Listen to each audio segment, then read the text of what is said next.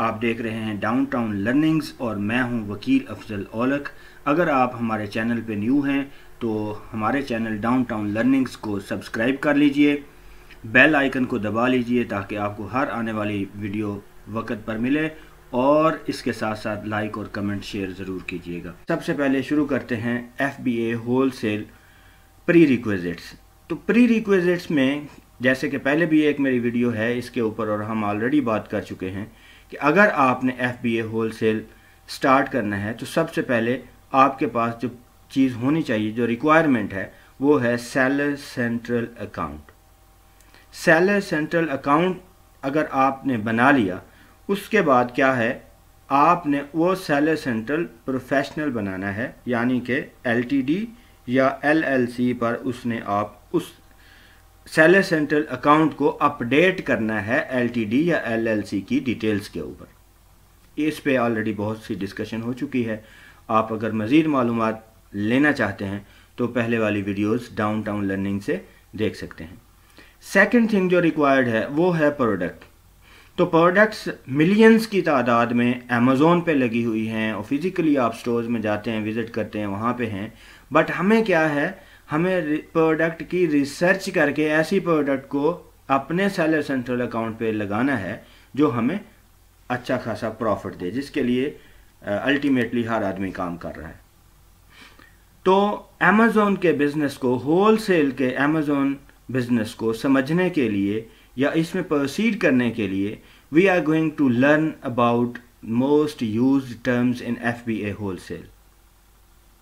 First of all, I will tell you about few terminologies which will be used in FBA wholesale business in the long run. When you will learn these terminologies, you will use in these terminologies whole of your life. जब तक आप Amazon wholesale का business करते रहेंगे तब तक ये terminologies जो आज आप सीख रहे हैं आपके डेली यूजेज में आती रहेंगी। सबसे पहले हम देखते हैं ASIN क्या होता है। ASIN, ASIN क्या होता है? ASIN जो है Amazon स्टैंडर्ड आइडेंटिफिकेशन नंबर होता है। Actually Amazon standard identification number ASIN। अगर मैं इसको सादा लफ्ज़ों में बताऊं आपको तो ये हर प्रोडक्ट का एक कोड है जिसके ज़रिए हम Amazon के साथ उस प्रोडक्ट के बारे में बात करते हैं। जैसा कि ये प्रोडक्ट एक आपके सामने मैंने ओपन की हुई है amazon.co.uk की, तो इसमें ये प्रोडक्ट लिस्टेड है। ये एक स्क्रीन प्रोटेक्टर है और इस स्क्रीन प्रोटेक्टर को किसी ने भी लिस्ट किया है। और अब अगर आप वो बंदे हैं जिन्होंने इसको लिस्ट किया हुआ है तो आप Amazon सेलर सेंट्रल में आपने लिस्ट तो कर लिया, बट अगर आप Amazon के साथ आप इसके बारे में कोई बात करना चाहते हैं तो आपको ये वाला नंबर जो है प्रोडक्ट डिटेल में Amazon प्रोवाइड करेगा। इसको कहते हैं ASIN, Amazon standard identification number. तो ये नंबर आप यहाँ से भी देख सकते हैं। इस प्रोडक्ट को ओपन करेंगे, ये आपके सामने ये ASIN लिखा हुआ है और ये एक नंबर है, ये ASIN है। ओके, एक तो तरीका ये है कि आप यहाँ से देख लें। दूसरा तरीका ये है कि जब आपने सर्च की है एक प्रोडक्ट Amazon के ऊपर, तो ये ऊपर सर्च बार में DP के आगे स्लैश के बाद यहाँ पे ये भी वही नंबर लिखा हुआ है। आप इसको यहाँ से भी देखकर कॉपी कर सकते हैं। सो नेक्स्ट है BSR, best seller rank, reviews, rating, seller feedbacks, buy box, me too, variations and main category. So एक टर्मिनोलॉजी मैंने आपको बताई ASIN की, दूसरी है बेस्ट सेलर रैंक की। तो चलिए देखते हैं बेस्ट सेलर रैंक हम कहाँ से देखते हैं। अगेन हम प्रोडक्ट पे जाएंगे, उसकी इंफॉर्मेशन पे जाएंगे, प्रोडक्ट डिस्क्रिप्शन आ गई, प्रोडक्ट की information, product details. Product details में जाके हमने देखना है ये बेस्ट सेलर रैंक लिखा हुआ है और इसमें 2 इन मोबाइल फ़ोन स्क्रीन प्रोटेक्टर्स देख रहे हैं, ये 2 है। तो यहाँ पे थाउजेंड्स और अप टू बहुत सा इसका नंबर होता है। अगर ये 2 है इट मीन्स ये टॉप कैटेगरी में आ रहा है। बेस्ट सेलर रैंक जितना कम होगा उतनी इसका मतलब ये है कि उतनी इसकी सेल ज़्यादा हो रही है। ठीक है जी। बेस्ट सेलर रैंक का मतलब ऐसा ही है जैसे आप एक क्लास में 100 स्टूडेंट्स हैं तो बेस्ट कौन सा होगा? जो नंबर 1 पे होगा, और जो 100 वाला होगा उसके सबसे कम मार्क्स होंगे। तो इट मीन्स जितना जितना आपका सेलर रैंक नीचे आता जाएगा उतनी उतनी आपकी क्वालिटी या आपकी इस इन टर्म्स ऑफ सेल्स हम कह लें तो आपकी सेल्स ज़्यादा होती जाएगी। तो ये जो स्क्रीन प्रोटेक्टर है इसका BSR चूँकि 2 है तो ये बहुत कम है। इसका मतलब ये है कि इसकी सेल्स बहुत ज़्यादा है, और अगर ये BSR ज़्यादा होता जाएगा तो इसका मतलब ये है कि ये इसकी सेल्स पीछे जाती जा रही। नेक्स्ट है रिव्यूज़। तो रिव्यूज़ और रेटिंग्स थोड़ी सी कंफ्यूजिंग हैं, but I will try to clear this reviews and rating. तो आइए, ये प्रोडक्ट पेज हमारे सामने खुला हुआ है। प्रोडक्ट पेज को जब हम थोड़ा सा स्क्रॉल डाउन करते हैं तो यहाँ पे रेटिंग्स लिखा हुआ है 3489। एक्चुअली ये वर्ड रेटिंग्स इसके साथ यूज़ हुआ है इसलिए कंफ्यूज हो जाते हैं, और मुख्तलिफ टूल्स में जैसे जंगल स्काउट है वहाँ पे रेटिंग नंबर्स लिखा हुआ होता है, तो एक्चुअली वो यही रिव्यूज़ होते हैं। तो इट मीन्स ये है कि 3489 कस्टमर्स जो हैं, बायर्स जो हैं, उसने इसको रिव्यूज़ दिए हैं। उन इतने कस्टमर्स ने इसकी रेटिंग की है। और रेटिंग कैसे है? ये अमेज़ॉन का एक एल्गोरिथम है जिसके थ्रू वो इसकी जितने लोग रिव्यू देते हैं इसको, उनकी रेटिंग को टोटल एक स्केल बनाया हुआ है उन्होंने। 5 स्टार्स जो हैं, 1 2 3 4 5 स्टार्स हैं, 5 स्टार पे वो इसकी रेटिंग को मैयर करते हैं। और हम जो 4 से ऊपर अबव रेटिंग वाले प्रोडक्ट्स हैं उनको बहुत अच्छा कंसीडर करते हैं कि ये हम इन प्रोडक्ट्स में हम जा सकते हैं। तो इसकी रेटिंग 4.5 है, तो हम इस अल्टीमेटली एक बहुत अच्छी प्रोडक्ट लग रही है। राइट, सो अब देखते हैं कि 5 आप देख रहे हैं यहाँ पे एक और आपको बार नज़र आ रही हैं। ये 5 स्टार की बार है, ये 4 स्टार की है, ये 3 स्टार की, 2 स्टार की, 1 स्टार की। तो इसका मतलब ये है कि 2% लोगों ने कितने में से 3489 में से 2% लोगों ने इसको 1 स्टार दिया है, 76% लोगों ने इसको 5 स्टार दिया है। अब हमने रिव्यूज़ और रेटिंग्स की बात भी कर ली, और इसके बाद हम देखते हैं सेलर फीडबैक। तो सेलर फीडबैक्स हमने, जैसा कि मैंने आपको बताया है रेटिंग के बारे में, यहाँ से जाके हम इसको ओपन कर सकते हैं। यहाँ पे 5 स्टार सेलर फीडबैक्स दिए हुए हैं, हम इसको ओपन करेंगे तो ये सारे सेलर फीडबैक्स दिए हुए हैं। ये 5 स्टार सेलर फीडबैक्स हैं।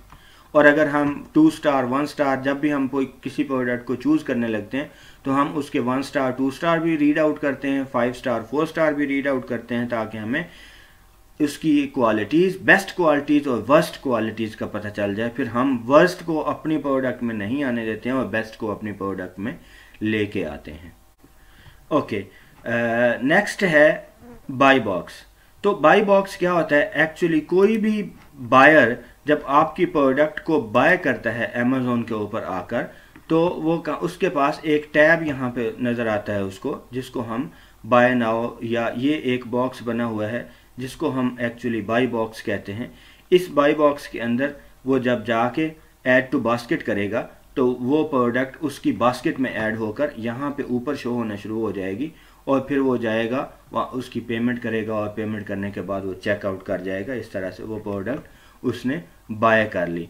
तो जो सेलर इस बॉक्स के अंदर बैठा हुआ होगा, इसका मतलब वो बाई बॉक्स सेलर है। अब कौन इसमें आता है? ये A9 एल्गोरिथम है अमेज़ॉन का, उसके थ्रू अमेज़ॉन डिसाइड करता है कि किस सेलर को इस बाई बॉक्स के अंदर बैठना है। Dispatches from Amazon and sold by, this is the seller's name. So if dispatches from Amazon, it means Amazon is dispatching this product from Amazon's warehouse, and who is the seller? Sold by, this one is the seller name. So this is actually FBA product, and you can see that in this box this is one seller, and if we click on this tab we will find some more sellers. Like this one is buy box seller, and these are the other sellers which are out of buy box. So it means direct sale is going to this seller, and if some buyer want to see other offers, then he will go to this tab and come here and select the seller and add to basket, and then go to basket and check out. Right. So buy box की importance बहुत ज़्यादा है। जो seller bye box में होता है ultimately उसका stock जल्दी निकल रहा होता है। उसके बाद है मी टू।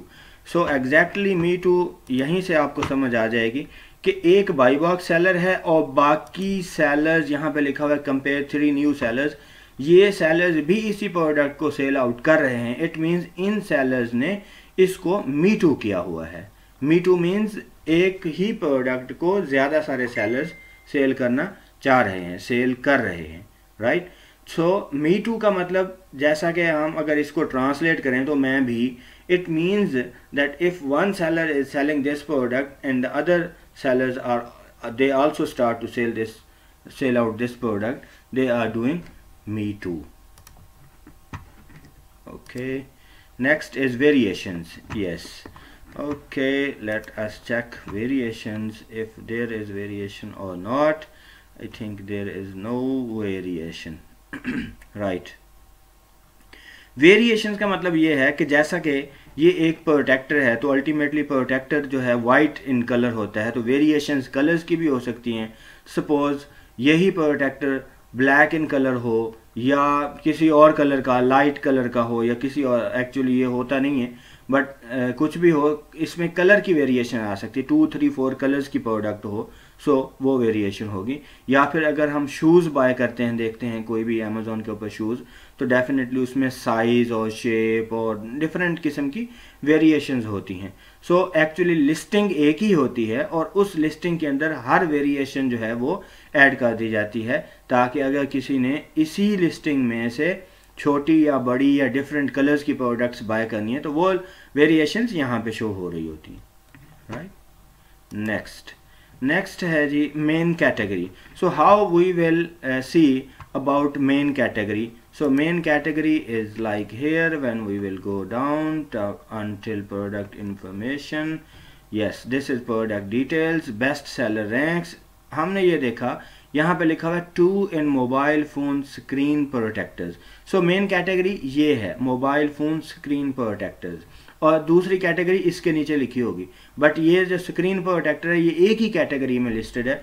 फॉर एग्जांपल एक सेलर चाहता है कि मैं इसको 3, 4, 5 कैटेगरीज में सेल आउट करूं। जब आप लिस्टिंग बनाते हैं तो उस वक्त आपसे पूछा जाता है। सो ये सेलर इस स्पेसिफिक प्रोडक्ट को इसी एक स्पेसिफिक कैटेगरी में सेल आउट कर रहा है, और ये है main phone screen protectors category, right. और इसको हम यहाँ प्रोडक्ट डिटेल्स में जाके मेन कैटेगरी देखते हैं, जो कि बड़ी इंपॉर्टेंट है। नेक्स्ट स्लाइड जो है उसमें भी आ जाएगा, आपको इसकी इंपॉर्टेंस का पता चलेगा।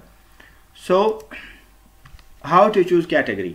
हमने कैटेगरी, अभी हमने ये चीज़ें तो डिस्कस कर ली जो मेन टर्म्स FBA होलसेल में डिस्कस होनी है इन द लॉन्ग रन।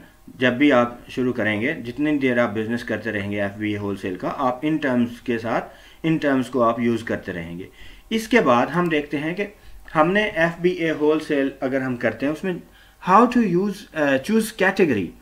सो कोई भी कैटेगरी आप चूज़ करेंगे उसमें 3 चीज़ें जो कि बड़ी इंपॉर्टेंट हैं वो आप देखेंगे। अगर वो तीनों चीज़ें आपको एक कैटेगरी में मिलती हैं, just go ahead and start your business. But अगर इन तीनों चीज़ों में से कोई एक चीज़ भी मिसिंग है, सो आप इस कैटेगरी से भाग जाइए, दूर भाग जाइए, आपको इसमें जाने की ज़रूरत नहीं है। पहली चीज़ प्रॉफिटेबल, ऐसी कैटेगरी में जाएं जिसमें आपको प्रॉफिटेबल प्रोडक्ट मिले। दूसरी चीज़ सेल्स वॉल्यूम, के ऐसी कैटेगरी देखें जिसमें प्रोडक्ट जो है वो सेल हो रही है, उसका सेल्स वॉल्यूम अच्छा है। ये ना हो कि प्रॉफिटेबल तो हो बट उसका सेल्स वॉल्यूम ना हो। अगर सेल्स वॉल्यूम नहीं होगा तो बेशक वो जितना भी प्रॉफिट बना रही है आपको उसका क्या फ़ायदा। इसलिए पहली चीज़ प्रॉफिटेबल होनी चाहिए, दूसरी चीज़ सेल्स वॉल्यूम उसका अच्छा होना चाहिए, उसकी सेल्स भी महीने में अच्छी खासी निकल रही हो। The third thing, opportunity to do FBA और FBM, उसमें आपके पास FBA या FBM करने की अपॉर्चुनिटी हो। ये ना हो कि आप उसमें प्रॉफिटेबल भी हो, सेल्स भी अच्छी आ रही हों, बट आप FBA नहीं कर सकते हैं उसको, तो आप उससे उस कैटेगरी को छोड़ दें। इन तीनों में से कोई भी फैक्टर अगर मिसिंग है तो आप उस कैटेगरी को छोड़ के किसी दूसरी कैटेगरी को चूज कर लें। Okay, so now preferred categories कौन कौन सी हैं, यहाँ पे मैंने लिस्ट की हैं। ये ऐसी कैटेगरीज हैं जो नॉर्मली इन तीनों चीज़ों पे पूरा उतरती हैं। ये जो पिछली स्लाइड में हमने डिस्कस की हैं, profitable, sales volume, opportunity to do FBA, ये तीनों चीज़ें नॉर्मली इन कैटेगरीज में होती हैं। जैसे कि बेबी प्रोडक्ट्स हैं, प्रॉफिटेबल होती हैं, सेल्स वॉल्यूम अच्छा है, उसमें हम FBA भी कर सकते हैं। हेल्थ एंड हाउस होल्ड है, होम एंड किचन है, इंडस्ट्रियल एंड हाउस होल्ड है, किचन एंड डाइनिंग है, पेट सप्लाईज हैं, आर्ट्स क्राफ्ट्स एंड स्यूइंग है, ऑफिस प्रोडक्ट्स हैं, आउटडोर एंड स्पोर्ट्स हैं। नॉर्मली इन कैटेगरीज में से आपको अच्छी प्रोडक्ट्स मिल जाती हैं। सो वन बाय वन अगर आप हंटिंग कर रहे हैं, होल सेल स्टार्ट करना चाहते हैं, तो इन कैटेगरीज पे फर्स्ट ऑफ ऑल फोकस करें और उसके बाद नेक्स्ट देखें। सो इसके बाद हम देखते हैं हमने किस चीज़ की एहतियात करनी है कैटेगरी को सिलेक्ट करते हुए। कैटेगरी को सिलेक्ट करते हुए तीन चीज़ें वो थी जो जिनको हमने देखना है, profitable, sales volume and opportunity to do FBA और FBM। नाउ अगर कोई प्रोडक्ट हम इन तीनों चीज़ों पे पूरी उतर रही है, फिर हमने उसको देखना है दैट इज गेटेड और अनगेटेड। गेटेड और अनगेटेड ये दी मोस्ट इम्पॉर्टेंट चीज़ है in business, in wholesale business.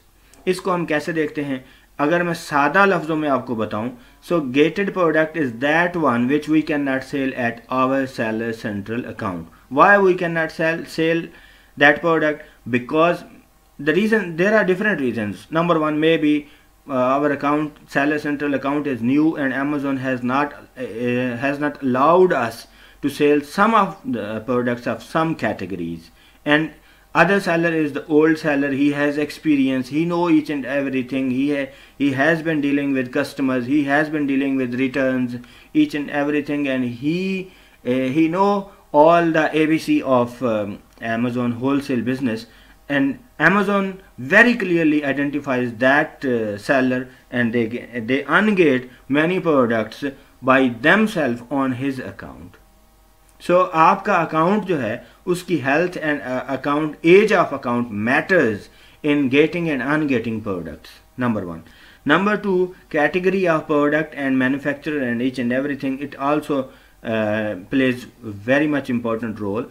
सो आपने देखना है कि ये इस प्रोडक्ट की परमिशन आपके सेलर सेंट्रल पर है सेल करने की या नहीं है। अनगेटेड प्रोडक्ट्स ऐसी होती हैं जिनकी परमिशन होती है, जिनको आप अपने अकाउंट पर सेल कर सकते हैं। और गेटेड का मतलब ये है कि अमेजोन ने गेट लगाया हुआ है। आपने, अगर आपके पास कोई, फॉर एग्जांपल अगर मैं ऐसे कहूँ कि आप किसी भी पार्टी में जाते हैं तो आपके पास क्या है, दावतनामा होना चाहिए। तो आप जाते हैं, तो अगर आपके पास दावतनामा है तो आप वो शो करते हैं और आप अंदर चले जाते हैं। अगर आपके पास नहीं है तो आपको वापस आना पड़ता है। Just for an example, okay. So this is example of gated, right. So ungated क्या होता है कि ऐसी पार्टी, ऐसा इवेंट जिसमें कि सब इनवाइटेड हैं, कोई भी जा सकता है, जिसमें कोई परमिशन लेने की ज़रूरत नहीं है, राइट। सो हमने इन गेटेड एंड अनगेटेड कैटेगरीज को ज़रूर देखना है कि कौन सी प्रोडक्ट है जो गेटेड और अनगेटेड कैटेगरी में फॉल करती है। Thank you so much for watching, be connected.